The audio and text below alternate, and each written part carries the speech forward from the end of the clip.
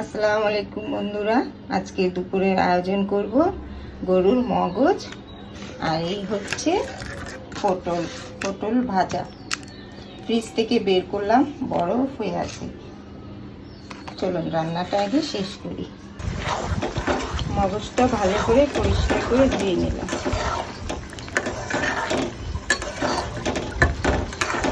হঠাৎ করে সব অন্ধকার হয়ে গেল, বৃষ্টি হবে।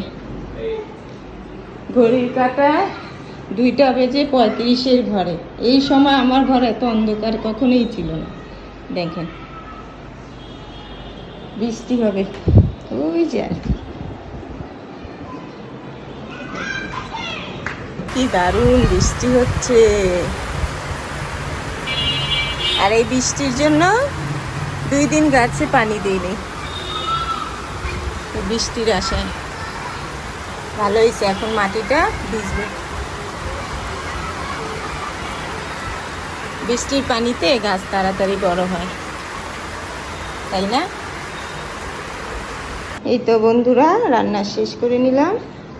এখানে পটল ভাজা আর এই হচ্ছে মগজ, উপরে জিরা গুঁড়া দিলাম। এখন খেতে বসবো। আর এখানে কালকের গরুর মাংস ভুনা, এটা বাচ্চাদের জন্য। ওই যে আর কি গোসল শেষ করে